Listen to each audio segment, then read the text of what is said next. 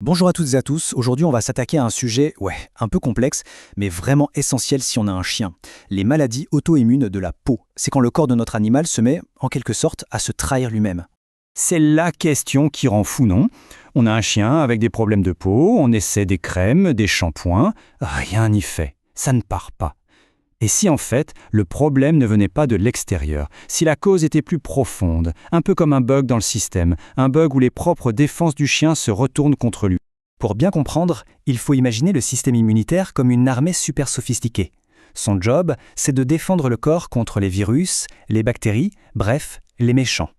Mais dans une maladie auto-immune, cette armée est complètement désorientée.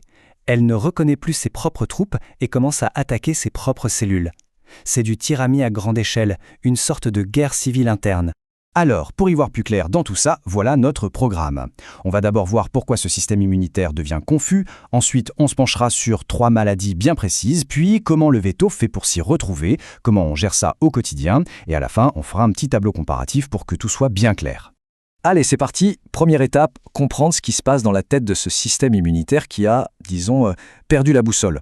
Donc, en temps normal, le système immunitaire, il fabrique des anticorps, donc soldats d'élite, pour neutraliser les envahisseurs. Le problème, c'est que là, il se met à produire des auto-anticorps. C'est comme s'il formait des commandos rebelles qui, au lieu de défendre les frontières, se mettent à attaquer les villes, les infrastructures, bref, les cellules saines du corps et en l'occurrence, de la peau. Ok, maintenant qu'on a le concept général, voyons concrètement à quoi ça ressemble. On va zoomer sur les 3 maladies de ce type les plus fréquentes chez le chien.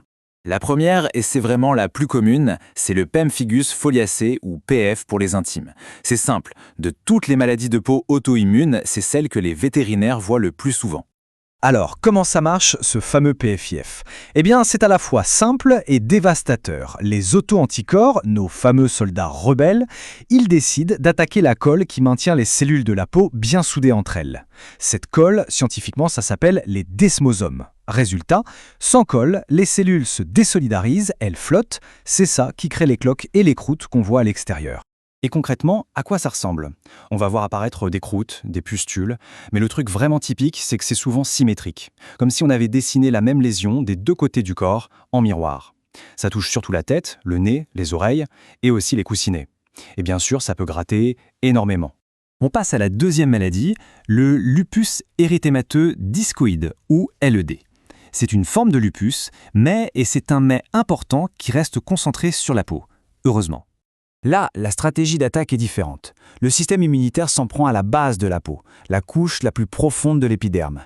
Et il y a un ennemi public numéro 1 qui met le feu aux poudres, le soleil. Oui, les rayons UV sont un énorme facteur déclenchant. C'est une différence capitale avec le pemphigus. Le signe qu'on ne peut pas rater avec le LED, c'est la truffe du chien. Elle perd sa couleur noire, elle devient grise, un peu lisse. C'est ce qu'on appelle la dépigmentation. On peut aussi voir des rougeurs, des petites croûtes, voire des plaies. Et évidemment, tout ça s'aggrave dès que le chien passe du temps au soleil. Il y a aussi une prédisposition chez certaines races, comme les collés ou les bergers allemands. Donc il y a sans doute une part de génétique là-dedans. Et enfin, la troisième, le lupus érythémateux systémique, ou LSE. Et là, le mot important, c'est systémique. Ça veut dire que ça ne touche pas juste la peau, ça touche tout le système, tout le corps. Avec le LSE, on passe à un niveau de gravité supérieur.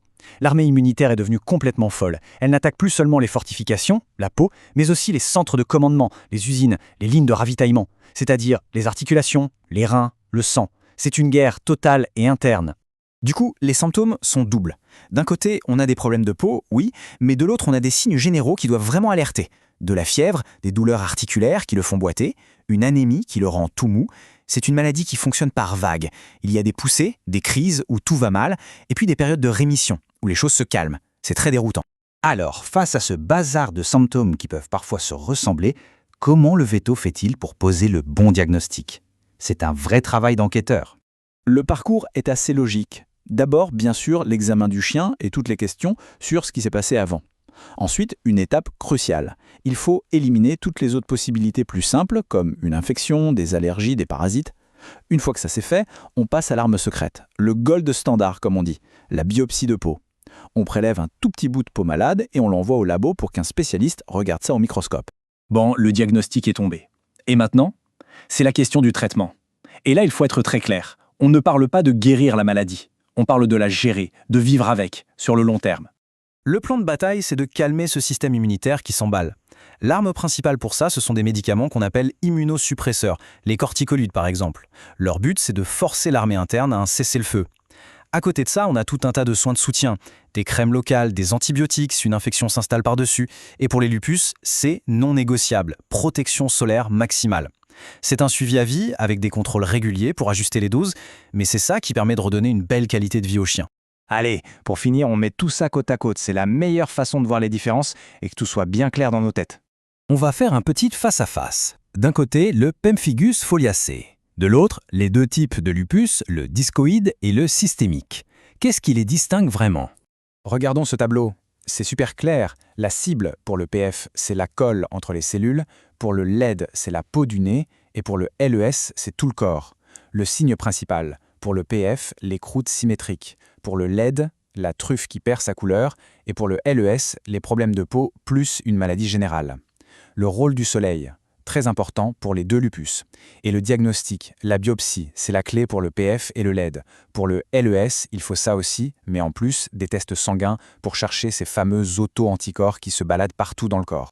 Et s'il y a une chose à retenir, c'est ça. Non, on ne guérit pas de ces maladies. Mais oui, on peut tout à fait offrir une très belle qualité de vie à son chien. Tout le secret, c'est un diagnostic posé tôt et une gestion sérieuse et régulière, main dans la main avec son vétérinaire. C'est ça la vraie clé. Et je vous laisse avec cette question qui est un peu vertigineuse. Si le système immunitaire est capable d'apprendre à faire une erreur aussi monumentale que de s'attaquer lui-même, est-ce qu'on ne pourrait pas un jour lui apprendre à se désapprendre, à se rééduquer en quelque sorte? C'est tout le défi de la recherche médicale, et c'est un espoir immense pour l'avenir.